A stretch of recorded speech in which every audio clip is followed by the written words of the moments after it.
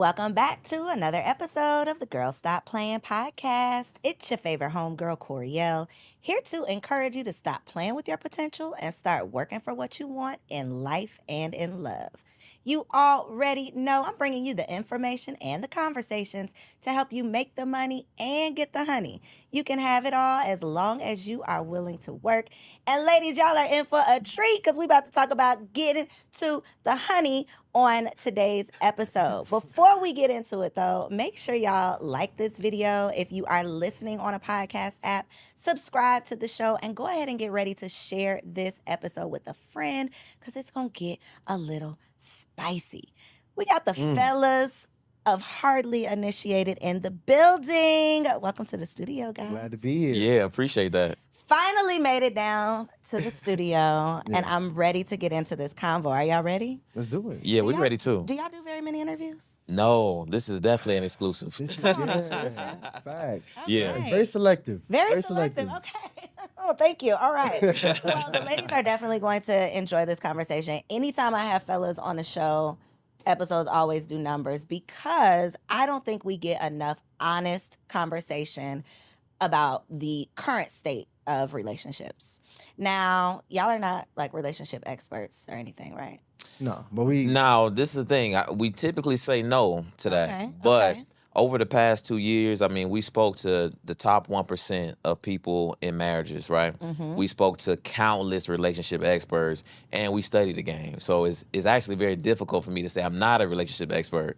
I'm going to say no, Okay. but we got the sauce, though. You got the sauce, Yeah. though. And one thing y'all definitely have is your own personal experiences, things that y'all are seeing, dealing with, experiencing on a daily basis, as well as the women that you all serve through your own podcast. Y'all are like, y'all got y'all ears to the streets at all times. So I want to talk to y'all today about your personal experiences, but also some of the things that y'all are seeing, like your perspective of what you're seeing from women as well. So relationship statuses for both of y'all. Single. Let's- Single. Single as hell, or like it's a lady watching this that y'all got to be mindful of what you're saying? No, yeah, I'm seriously dating, but Okay, okay. I'm still single. Okay. I'm single as hell. Single as hell. That's No- a fact, yeah. Nobody gonna be tuned in mad. Okay. So let's start with you, Ryan, because you went viral a couple months ago on my page, actually, Okay. with a clip that I shared, and you were talking about your preference in younger women, Uh-huh. and I believe the word you used was malleable. And the crowd went wild. yeah. We're very viral for that. The crowd went wild. So, do you stand 10 toes down by that statement? Do you want to So retract it? What's your current? I do think that in the past I was prone to use some flagrant language. Okay. So malleable, Intentionally or I would say intentionally, Okay, for sure, okay. for sure. But now that I've matured over the past year or so, I do tend to change my language. So in this case, my preference is not necessarily younger women. okay. Well, now it's kind of in that mid-20s range. Okay. You know, and not malleable, more of coachable. Now, this is the thing. Coachable can probably still be seen as offensive. But in my opinion, if I'm running a team, right, I'm taking care of my ladies, I'm taking care of my kids. If Did I you have say ladies? my lady and my kids. Okay. Yeah, I did say ladies, though. He did. Yeah. I want to be clear. Okay. Right now it is ladies, but if I'm taking care of the fam, right, and I want to put them in the best position, then of course I'm gonna want somebody on my team who's gonna be able to facilitate and adhere to whatever instruction or guidance I might be providing at that time. And I don't think that's unreasonable. And in fact, I think that most men would like higher levels of cooperation from their women. I agree with that. And I think a lot of times where the confusion comes in and the gender wars and all of the things that people going crazy in the comments, it's not necessarily the intention of what we're saying, but it's simply how we're saying it. Right. So I don't think that it's unreasonable or unrealistic or outrageous for a man to want a younger woman for all of those reasons that you just said. But when it's presented in the sense of I want a woman who I can mold, which is basically what malleable means, like I can bend you and and bend you out of shape and you ain't gonna break. Basically, I think that terminology was just like, well, damn, you gon' like that is almost in the same vein as like grooming, I think is what people were taking it as. I mean, the levels and the response that we got from it, the level of virality was really insane. But it's understandable, right? You think about, it's been years, hundreds of years, where men have led through domination, right? Rather than masculine leadership. So if you have these women who, don't have the best upbringing in terms of having a 2-parent household where both a man and a woman is present and, giving them the instruction and level of tutelage that they need to be successful in relationships, when you hear somebody like me saying malleable online, it's gonna drive you pretty nuts. So I do understand it, but I think as a whole, it's best that we do find ways that, or at least be open to listening to each other. 100%. And I think that's the beauty behind the way that podcasting is taken off. It's like you don't have to be this person to have a voice, to bring some value. And podcasting, I think, is allowing us to be able to do that. Right. For sure. What's your preference, Tashawn? Malleable women or no? That word malleable is so tricky because it can be taken so many different ways. And I just want to say, when we first started the show, it was like straight barbershop talk. If most women sit in a room with men talking, most women would be offended. For sure. That's a big fact. In our just casual conversation. But because I know ladies are sitting here watching this conversation, I will not say malleable. But I think a woman that is willing to listen, right? That is willing to be open to guidance, to instruction, that's not so stuck in her way, has a wall up where she can't take instruction or leadership from someone who's qualified to lead. Ooh, heavy on the qualified to lead. I think that is where a big disconnect comes from. And it's not, in my opinion, the man's fault. It's the woman has such a terrible history of bad choosing that they don't even allow what could be a good choice to, be that masculine leader or because they've made so many bad choices that now they're just expecting that this is going to be another bad choice. Or they just have had bad masculine relationships even in family. Like they haven't had healthy masculine relationships, whether it was with their father, their brother, their uncles. Men have taken advantage of them in their own family that they should have entrusted. So it's a lot of reasons that young ladies are not able to be open to masculine leadership, whether qualified or not. But yes, and picking is definitely one of those. So what does taking, I don't want to say being submissive, but what does, I guess, taking your leadership look like as a girlfriend versus a wife? So, it's interesting because when I think about me dating now, and I think about what it looks like for me to lead on a day-to-day basis in my relationship, leadership it can go from small to big things. And I think women have to look, especially when dating, at the small things that he does, because that's really what you're gonna be able to evaluate at that point. So how might he instruct you to stand on one side of the sidewalk? How might he instruct you and prepare you before the date? How does he instruct you to, or watch over you as you walk back into the house after the date is over? Like, it's just really small qualities that you have to evaluate in him to see if that leadership is there, to see if he's like providing that realm of security and safety around you. So it's not always, what house you're gonna buy or the big decisions in which you evaluate leadership. It's the very small things. And that's what it looks like in dating for me on a day-to-day basis. I feel like you're always providing a level of leadership. Like right now, the young lady I'm dating was looking at purchasing a home, and I have a real estate background. So I could have been in a situation where I just go ahead, sit back, I let her do all the work.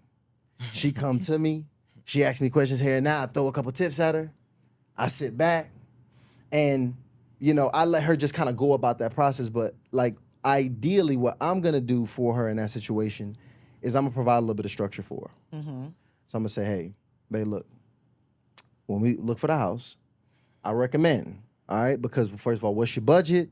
What's this? Cool. All right, look, we need to look in these areas. You ain't gonna find no kind of house like this in this kind of area, so we're gonna look for townhomes. Search here. We're gonna use here.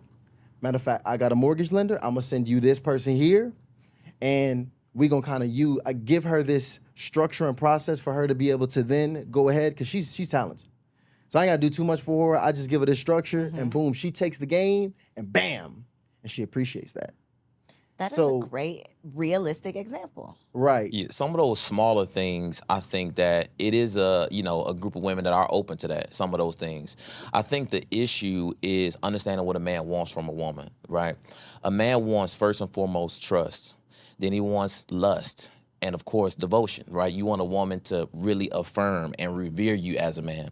Now, with that trust piece, it's a very difficult thing for women to give up, and where I find just through personal experience, and also through communicating through the many women that tune into our show, is that when in times of conflict, that is when in times where men are holding their women accountable. Baby, I would prefer things work like this. Baby, let's try to do this instead of do that, right? Those is when the mouthiness, the attitudes present themselves. And men, especially men who stand on what they believe and have those boundaries set, are having some serious issues with establishing that level of trust. And a lot of it, I do sincerely think goes back to the negative experiences that many of our women face when they're dealing with, the guys out there. Do you all feel personal pressure, like in your personal relationships, to be whoever the world expects you to be because of your show? that's a really great question. I don't know if it's personal pressure, but I do feel like I have to move strategically. Like I do Can't feel be like I out here have in to move these strategically. streets. Yeah. Like you won't catch me. First of all, I mean, I'm not gonna be honest. I'm gonna be honest. Like if anybody who knows me knows that like typically the young ladies that I typically date women I'm not ashamed to be around. But like with my positioning in life right now, best believe if I pop out with a young lady, I'm very strategic about how I present myself around around women, just in general. But I mean, no other real pressure because one thing we've never done, we actually, what was unique about our show in particular was we didn't present ourselves as the perfect models of what you should be like in relationships. We actually was very vulnerable about a lot of the mistakes and the wounds we've had. And I think that's what made our conversation so authentic and raw on our show in general. So our audience don't expect perfection from us, but they know we know better. That So- part, that part, Yeah. that part. Yeah. Once you know better, you are expected to do better. Yes. Yeah, Yes. my experience is pretty pretty cool. I don't think I've had any. Well, I may have had like maybe one or two negative experiences actually from going viral. So, but outside of that, in general, we do want to conduct ourselves in a certain way because I mean the thing is we can't go anywhere that has Black women without being recognized and people coming up to us. So we do have to be, I think, careful about who we present as somebody or who we, how we represent ourselves and kind of who we have on our arm when dating. So I do think that I consider that a bit. It's not much pressure, but in the back of my mind, I'm thinking, hey, I have to double confirm, is this young lady good for the brand? Whereas at first, I could probably try some things out. See what fits. You could throw some things up and see what sticks. I got you. Right. Got you. So you said that women are not really considering what men want. And I've heard this so many times. So to clear the air and to make it so that, once you know better, you got to do better. What, in your opinion, do men want from these women that we just don't seem to understand? Like I said, I really think it's just trust, love, and devotion. Those are things that are important. I mean, trust goes so deep.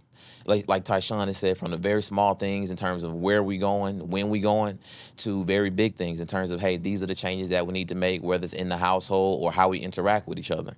And that devotion piece is huge too. And devotion, this is the thing, devotion goes beyond you being next to your partner. Devotion is how you present yourself online. If you go out and you with me, right, and you do the Kiki Palmer thing and you around, that's showing right there. You are not devoted to your man. Because the thing about devotion is what women really have to understand is that men judge men based off their woman. If a guy comes in and his woman is stunning and she looks beautiful and classy, all of a sudden I'm like, what does that guy do? Facts. Who is that guy? Now, on the opposite end, if a woman that I feel is showing or showcasing some level of disrespect to her man, I have less respect for that man. That man gets talked about behind his back. That man gets invited to less places. And in fact, depending on the type of men that man has surrounded himself with, including his friends, that woman may even get more advances from people that he called his friends. Now, women have to protect their men. So that level of devotion, so much of it comes down to how she is when he's not around. And I think that, a lot of times women think, hey, if I'm not right with my man, it's certain things that I can do because I want to do this with my girls or because this is how I feel. But women must consider at all times, is this the right thing to do if my man was around? And if it's not, then it's best not to do it. So no to the Kiki for you too. Oh no. What was the major problem, in your opinion, with Kiki? Oh, come on. What was the issue? And let me ask you. Was it Would you have done that? Absolutely not. But I can tell you why I would. I can pinpoint exactly where I would not have. I would not have. Couldn't have been me. Okay. But what at the root of it, was it that it was filmed? Was it the dress? Was it the singing? Was it that she just had a baby? Like, what, in your opinion, what was your issue with it? A woman who is sharp is always aware of what's going on. Mm-hmm. Right? So being aware of it is really just understanding what the situation is. One, you're Keke Palmer, right? Okay, that's the first thing. You have attention, you have an audience, you have eyes. You can easily end up all over the internet with just the slightest thing you do. So one, you positioning yourself outside, dressed the way you're dressed, and then, first of all, men, we instantly know. I instantly know if I'm with a woman, the way she interacts with another man, responds to his energy, I instantly know either is something going on, something has went on, or something could go on. Right? Mm-hmm. Just by the energy and how they're interacting with each other. And the interaction was just disrespectful to a woman who already has a relationship with another man. Oh no, she's just getting serenaded. First of all, no woman should be getting serenaded. Right. I don't even like the sound of my woman getting serenaded, first of all. But again, understanding the situation at hand, when you put all of those variables together, it was just essentially an emasculating experience for her man, and that's one thing that's a position you never want to put your man in. I agree. Do you think that he handled it appropriately? Of course not. No. Of course not. No. That's something that you want to handle in private. Now, I don't know if it was a publicity stunt or if it was as part of the marketing campaign for her album that came out or something like that. But at the end of the day, when you have issues with your woman, you address it directly with your woman and not in public. And I think when a man does, look to address these things online, that's an emotionally unstable man. Yeah. So he furthered the emasculation. That Oh, part, absolutely. You did it. I felt like she was wrong, but you made it. You threw gasoline on it. Oh, yeah. Oh, absolutely. Don't address me in public. Oh yeah. Not in public. But Chance the Rapper, was he wrong?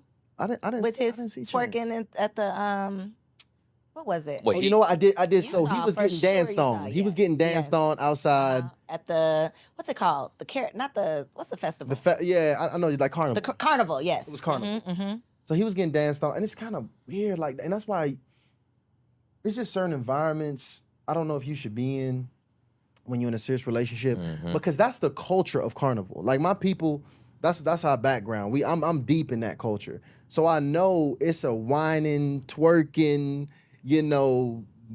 grinding culture out there. So when you get in the mix of that, you're gonna end up in the mix of that. And just me personally, I just wouldn't want me or my lady in Carnival if we just at a certain point in our relationship. Like I just really think it's just certain things, it's just single activities. Gotcha, It's just certain things I just don't, at a certain level. What am I doing here? What am I doing here? Agreed. So was he wrong? Absolutely. I mean, it's just not a good look for the family.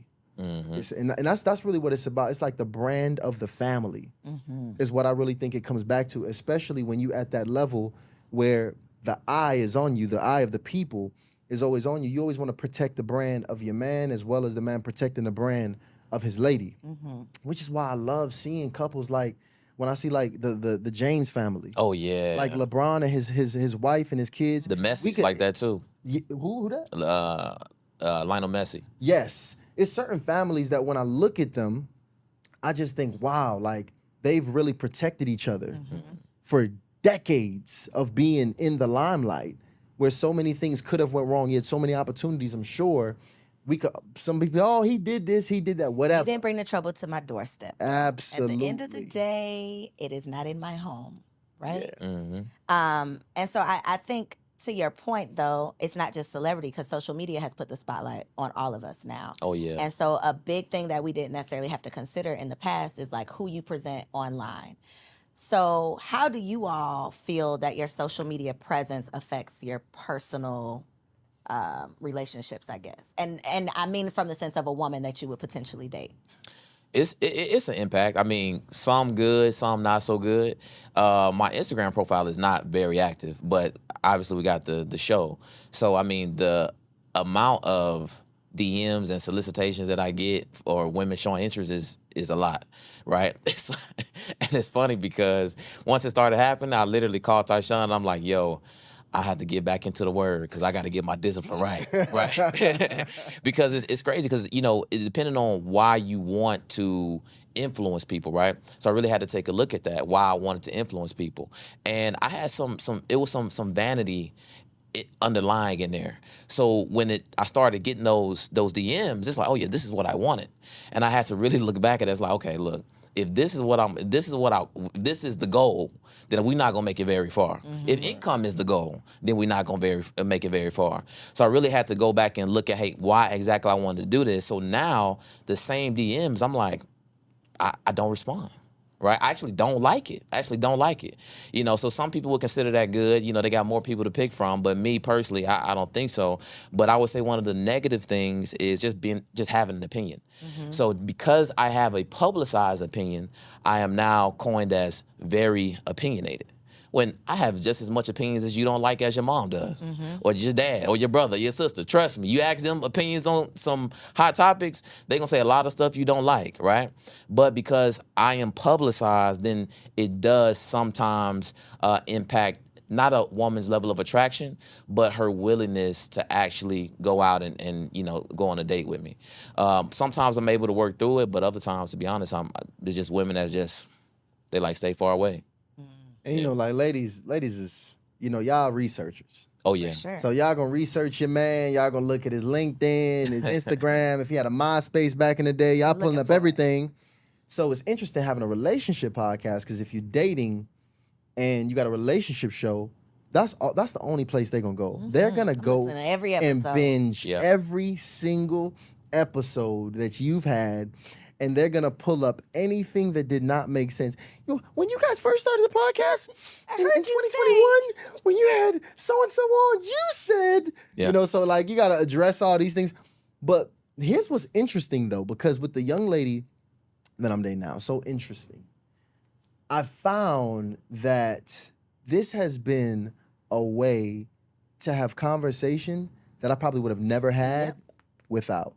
So it's so interesting. We've achieved certain levels of depth in conversation that I don't think we would not have had if I was not entrenched in this space and she wasn't watching this show and asking these follow-up questions. So it's almost like, you know how people say, babe, let's read the 5 love languages together. We do that every episode. Yep. You're taking, because, and I did this with my husband, not even realizing I was doing it, but just talking about all these random scenarios. What would you do if this? What would you do if that? You're taking the pressure off of it being you and her. It's like, this is just my opinion.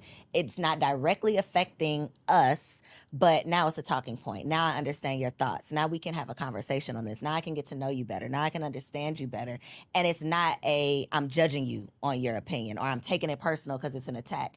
It's just creating a conversation. So I love that. And see, you learn a that's lot. important. Yeah. That's important, especially when you're dating, because I think that's the biggest place we're failing in dating. those questions and those conversations really allow you to understand the person's values. Yep. And how they think and make decisions. Yes. When you looking to apply for a job, they got a whole host of scenario questions so they can see how Your thinking. how you think and how quickly you can get to that solution. So I think if more people ask scenario-based questions, they could potentially learn a lot more about their partner. And Yeah. that's the beauty of podcasts, though, because, I mean, even if you're not hosting the podcast, just watching a podcast Yep. with your partner, just watching it yourself and then taking a conversation back home, even though word on the curb is, Black people need to let go of the podcast equipment. Like, we need to just Right. take it out of the hoods. We need to get rid of Right. it. I do think that it's creating the conversation, right? R.I.P. Kevin Samuels. People had whatever your opinion was, he created conversations. Yeah. Absolutely. He brought up these topics that need to be talked about. Whether or not you appreciated the way he presented them, a lot of the conversations that he brought to the forefront needed to be had. They were things that we just were sweeping under the rug and pretending like, what we've been doing have been working, and it obviously has not been. He That's is a truly the Godfather. Shout out to Kevin Samuel, because this is the thing. Kevin May really he brought rest the in peace. conversation to the He did. table. He did. Like it or And not. Like it or not. like it or not, and the thing about it is we still not having enough conversations, because I can attest to this personally. I didn't even and start investigating or look to understanding the dynamic between men and women or relationships as a whole until I was about 29, 30 years old. So you got to think about that. I'm well into my career. You know what I'm saying? Finance, okay, I understand that we don't need to be broke because that's how I grew up, right? But that's it. I mean, it's more to life than that, right? It's more to being a man or a woman than that. So he brought conversations that I think, of course, some of it was abrasive, and it's going to be rough because a lot of us grew up without the right instruction, without a soft voice, without a rock or foundation to lean on. But I still am very much so appreciative of the people who are willing to put out very vulnerable content, because at the end of the day, we have to learn, because it is a problem. It is. And it's agencies out there that are seeking to destroy families in general, Western culture families in general, especially Black families. And this is the thing. I tell women this all the time. You're not the only one that know you special. Your man or guys interested in you, not the only one that know you special. These corporations know you special too. And they want to get these women away from their families. They want to get these women out of the household. They want these women to be on the opposite side of the gender war, because that's more money for them. That's more spending for them. So all of this talent, like I think Tyshawn mentioned this in a podcast, I think Black female entrepreneurs are the fastest growing entrepreneurs. That's great. But let's think about what else could that mean? What are they running from? What are they leaving behind when they're fastly growing these businesses? Exactly. And it's not say that you can't do both, but you got to think about what comes first. Would it be growing at that rapid speed if your family was taking priority, or if building in your personal life was taking priority?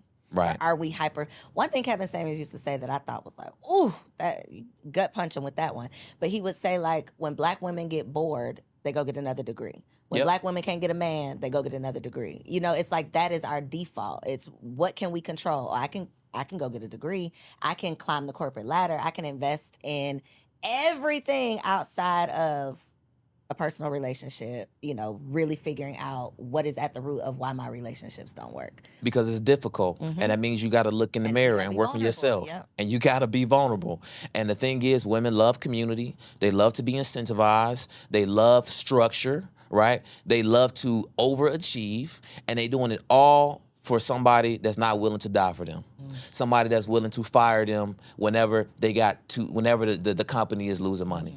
And these organizations know that. So we have to really do the hard thing, which is improve ourselves. Like you said, get down to the root of why we are running away from relationships. And not that women shouldn't pursue education or higher purpose and those types of things, but we have to make sure that that's actually what you want to do and not using that as some level of escapism. It for sure we are. I mean I did. It's like when you know you want this thing so bad, for a lot of women that's marriage. You can't marry yourself, right? You Yep. can't force a man to marry. Well, it's not gonna work out. You could do all those things, but it's probably not gonna work out. So knowing that you can't control that, I'm gonna just focus and invest my time and energy on what I can control. which is I'm gonna make this money, I'm gonna get these degrees, I'm gonna get, you know, all of these plaques up on the wall, but then I'm lonely at night. You know, I'm sad, I'm mad, I'm upset, I'm frustrated, but I'm pouring all of this energy and effort into you know, trying to fill the void. That only truly fulfilling the void with what you really desire, you know. We had Dr. Jamal Bryan on the show, and he dropped the bar. He said, you talking about, he was talking to women. He said, you talking about you was tempted. No, you was bored. Facts. And I thought that was very descriptive of what's happening. And it says, I think in the book Way of a Superior Man, he talks about this a bit. He says the masculine is mission, and the feminine is love and release. And when, you know, women are in that space where they don't necessarily feel like they're operating, you know, at their fullest capacity, they go ahead and hop in their masculine bag and they pursue a mission. And it just becomes difficult because me personally, I can date a woman with a job. I can date a woman that, you know, is obviously taking care of herself, but I can't really seriously date a woman that's trying to climb the heights of the corporate ladder, because at this point we become brothers in arms. We're not, you know, There's no polarity. There's not, that sexual tension and fire is gone at that point. But Because she's dedicated and devoted to her job. well, it's the energy that it takes. I've tried it. I'm telling you, I have tried it, and it's very difficult because even just in the casual after, because think about when you come home after you've been fighting all day. You know, your t-shirt is bloody. You done fought the world, slayed dragons, both of y'all. And if your mind, both of you guys, are not really good at turning off the masculine, like you still kind of in pursuit mode, then what ends up happening is you end up chilling with your homie. The with your man boy. is comfortable with operating his max. It's natural for a man to go be on a mission and work 24/7. For a woman, it's not natural. And you got to consider what's happening in these environments. A lot of these environments are male dominated. A lot of these environments coach and train women to suppress their emotions. A lot of these environments require women to perform 10 times better than men to get the same level of respect. I mean, this is the thing. I work corporate. I know how tough it was. And I know the women who excelled in corporate usually tough as nails. Tough as nails. They had something to prove. They got something to prove. They usually weren't women that I'm attracted to. Now, they were absolutely women I loved to work with. I loved them because they did 1,001 things and made sure everything was on point. Yeah. Right? But you got to think about what that does to you over time. And over time, not only does it suck away some of a woman's best years, right, in terms of fertility, right, in terms of just, I'm not even gonna go there. I'm not even going there. I gotta be careful with my Go words. ahead, on no, here. not really. I'm not even gonna go there. But basically, it does a number on women. And I'm gonna be honest, when you really look at it, the best women are the ones that truly neglect family. I'm sorry? Neglect family. You mean the best women that perform in corporate? Yes. Okay, you missed that word. Say that again. The best women that perform in corporate are the ones who do not prioritize family. They're not. They're putting kids on the back burner. They don't even really want to have kids because they don't even want to stop working. Like they either had them early and they working hard and the nanny got them, or they just not even like, no. Right now is not a good time. It's They the conversation say, that they in the have. black community, the husband has been replaced with the pastor or the boss. Oh, That is who the black woman has. That's who she's answering to. That's who she's submitting to. We've replaced the husband with those roles. Would you agree? And here's the thing. I'm gonna be honest, and I can't double back and say that men, us, don't have a hand in that as well. If I'm just being very honest, because I mean, first of all, I grew up in a house where I did not grow up with my biological father. Ironically, all of my closest homies I grew up with, and I grew up with some really sharp homies. Like we all graduated top 10%, athletes. Like my core homie group from middle school to high school was sharp, and all of us, ironically, had a very similar home situation. either did not have our biological father or no father present in the house, and we figuring it out. We getting raised by football coaches. We getting raised by assistant principals. I mean, or getting our masculine energy from those areas, and we just having to really figure it out. So it is when we looking at a lot of the problems in the feminine. I will say, I truly believe the men are going to be the only people that can fix or be able to resolve this issue. Women are not going to be able to fix this problem. And that's just the reality of the situation. I don't think everybody can be helped. It's going to be casualties of war. But at the end of the day, it's going to take the best men and the women who are willing to cooperate and understand and self-reflect and be better women. That's going to allow us to get through this place we in, this state we in relationships. Because as social media continues to double down on pouring poison in our minds, I can literally find myself scrolling and even be finding myself be like, these crazy ass women. Just with the things I see. And I'm even now having to more intentionally unfollow certain things that I'm seeing messages.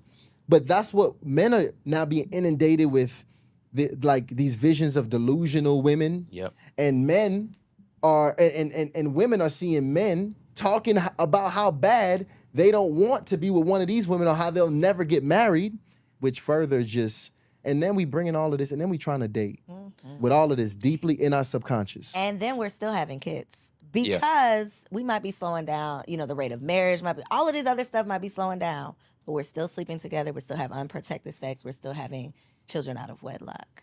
So we're continuing the cycle. Very dangerous We're cycle. literally continuing the cycle. But nobody, I haven't seen it, nobody's addressing the fact that we're still just having these babies.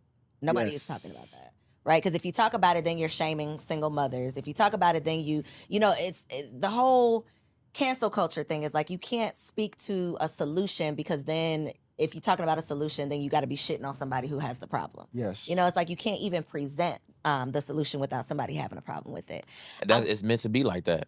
Oh, The divisiveness. by design, yep. Exactly. Divisiveness that's what draws the most attention. So they don't want us to have those positive conversations or conversations about change because that's not what brings these social media platforms advertising dollars.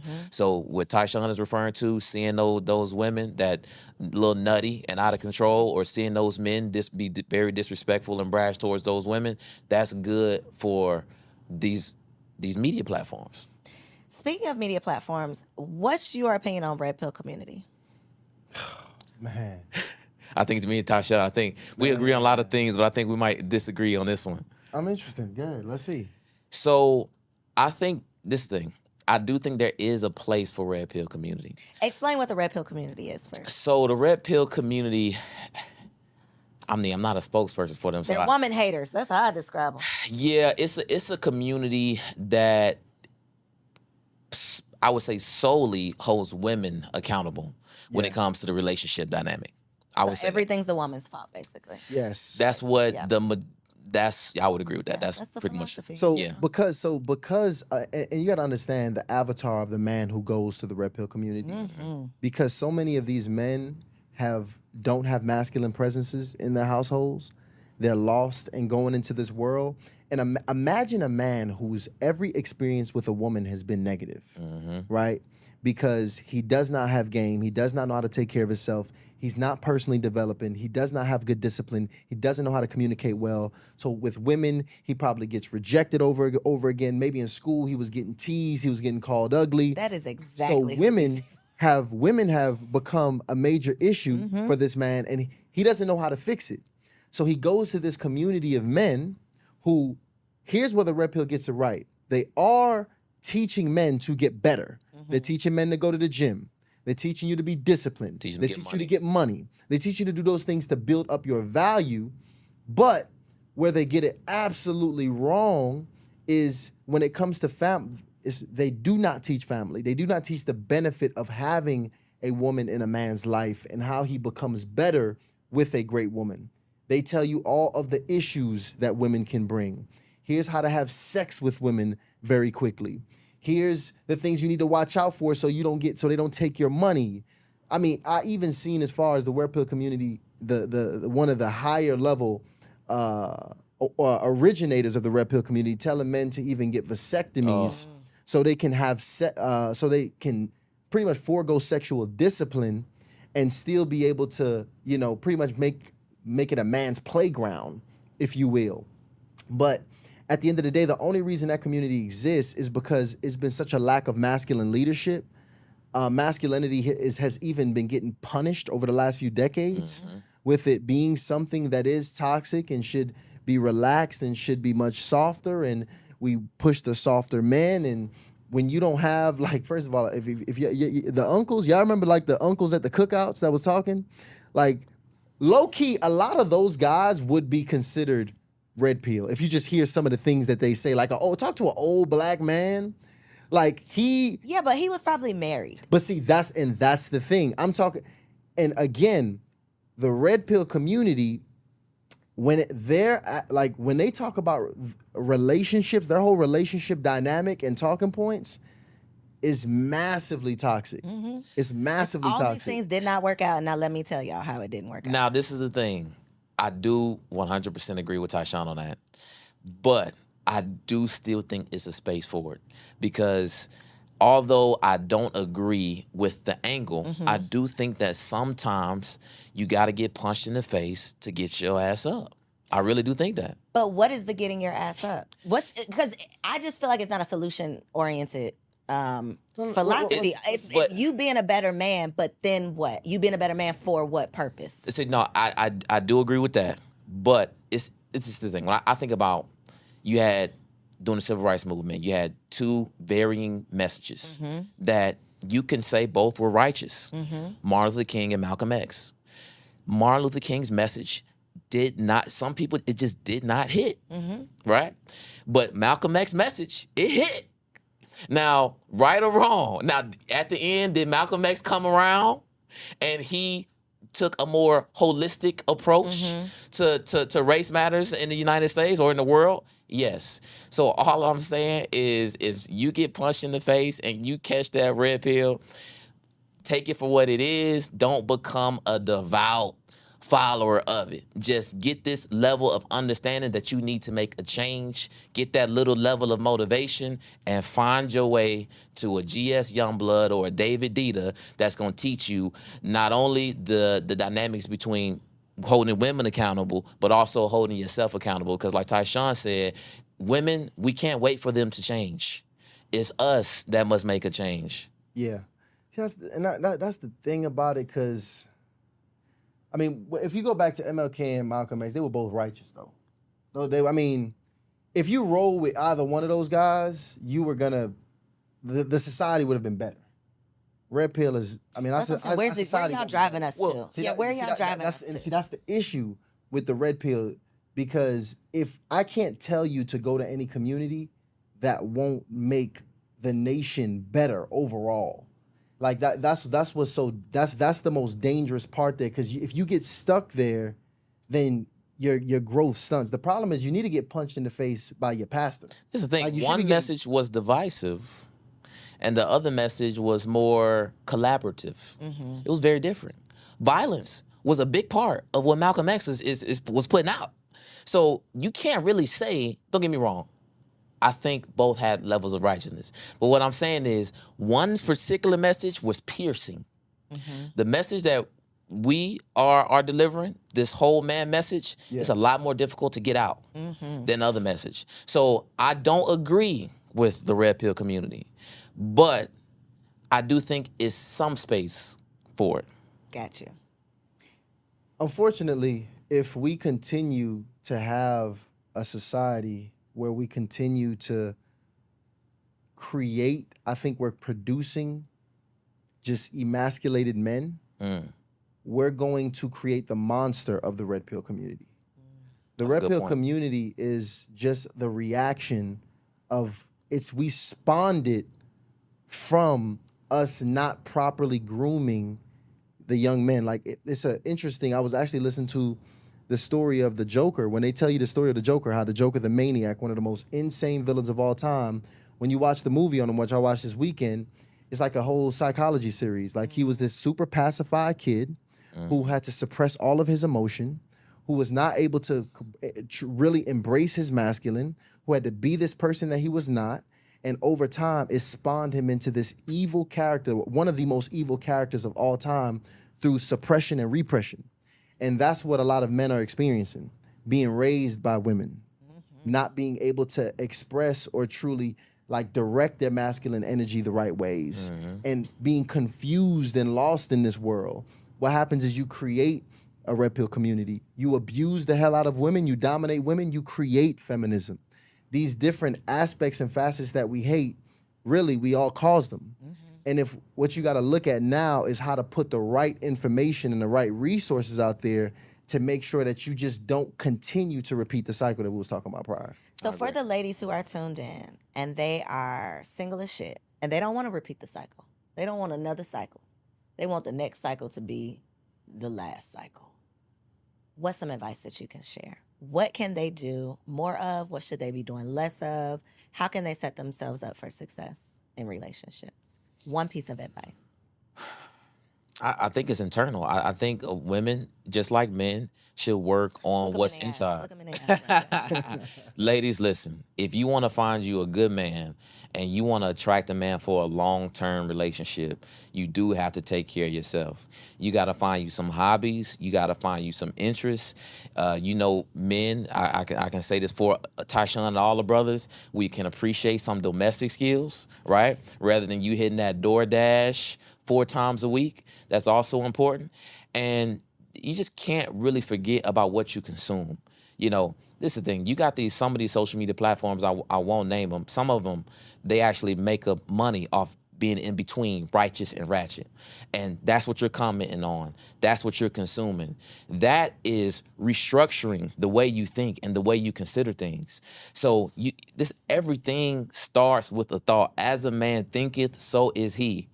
As a woman thinketh, so is she. So if you're not aware and you're not cognizant of what you're consuming on a daily basis, the activities that you're doing on a daily and weekly basis, you can find yourself in trouble. So if you focus on those things and tighten up on those things, you are going to attract and put yourself in position. Which is probably a whole nother episode. You are going to attract the man that you truly desire and be open to the man that you truly desire. Because a lot of the barriers that women have are solely from things that they don't understand and things that they have not yet come to know. It baffles me sometimes when I see good women dating particular men. I'm like, man, you didn't see that coming. I'm shocked you didn't see that coming. But it's because they have not even opened their minds to be able to have the situational and relationship awareness to decipher or scrub before they actually lay down with them. So what I get for the ladies, because I think the Achilles heel of all women is that aspect and key of accountability. All right? So ladies, everybody else ain't the problem, okay? We have to there's always something that we can work on. And if you ain't all the way right. So one thing I see ladies neglect massively, and I think it's probably even more important for women than men. And even men don't need to neglect this, but more important for women. Your self-care, like the way you take time for yourself, being in tune with yourself, you being like, because your intuition, your knowing, that's like your superpower as a woman. So like when you neglect yourself for an extended period of time, you no longer are tapped in. That information, you understanding what you need to work on with yourself, you being able to, that accountability piece, it's not that you don't know what's going on. So I just really recommend every woman intentionally take some time out for yourself. If it's once a day, once a week, however you can do it. I've had this conversation with so many young ladies, and the first thing they say is, I can't because of work, I can't do that. No, I got kids I don't got time to meditate. I don't got time for no yoga. I don't got time for hobbies. I got to do this and that. Well, listen, you too busy to be healed. Okay? I'm sorry. That's the bad news. You too busy to be happy. You too busy to take care of yourself. You too busy to get money. You too busy to be happy. So you won't be. You're going to be in that wherever you at, you too busy to get to the next level. So just very intentionally make sure you pouring into yourself and you setting time away from yourself and make that a hard boundary regardless of whoever got to take a loss, because you got to make sure you pour into yourself first. Facts. For the ladies who are not subscribed, where can they find the show? How can they tap in? Hardly initiated. Let me tell you, hardly, and initiated is like one of the hardest words to spell on the internet, trip guys. Right. So We'll make sure we link hardly initiated, but we had to do it because of what we just talked about. Me and Ryan, literally in the middle of building our business, we got to a place where the business was safe, it was stable, it was producing income, and me and Ryan was getting out these relationships that wasn't working for ourselves, and we started digging into masculinity books. I personally was relationship books. unhappy. And we both were. And we had this interest that was burning in us. And I'm like, yo, Ryan, you need to read this. And Ryan telling me I need to read this book. And it was just so crazy, the information that was coming to us, because what we just, overall theme of what we got, especially when understanding manhood and masculinity, the strongest men, the strongest communities, they all came from through these rites of passage, through wise and strong men, putting these men on game, initiating them through processes where we found that us and many men now were hardly initiated. And that's what inspired the show. And actually, through consistently putting the content out, we also found that women were also having the same issue. You ain't initiated either. In the same boat. In the same We both messed up. boat. So now we making sure we feeding and putting out content for the men as well as the ladies. So definitely go to YouTube, hardly initiated, subscribe to it, because we feeding the people regularly. And of course, you made your appearance as well. Y'all gotta watch that episode. That was a dope one. Yes.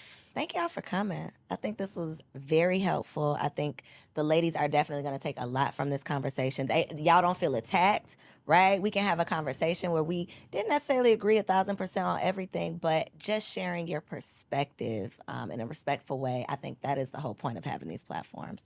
So thank y'all for coming. We appreciate you. Y'all already know I truly, truly believe that there is a partner out there being prepared to love you properly. You just got to put yourself in position. Make sure you subscribe to the channel, share this episode with a friend, and I'll catch you next week. If you enjoyed that episode, make sure you subscribe to the channel so you don't miss out on any upcoming content, and take it a step further and go ahead and join our private community over on Patreon, because it comes with some pretty bomb perks, including early and discounted access to our upcoming events, behind-the-scene exclusives with some of your favorite guests, the opportunity to call in on an upcoming show, the chance to vote on topics and guests for brand new shows, and I'm even giving you unlimited access to my vault of business classes where I'm teaching you everything from Airbnb to developing digital products and everything in between. And you can get access to our Patreon for as little as $5 a month, okay? Get in where you fit in, and I'll see you on the inside.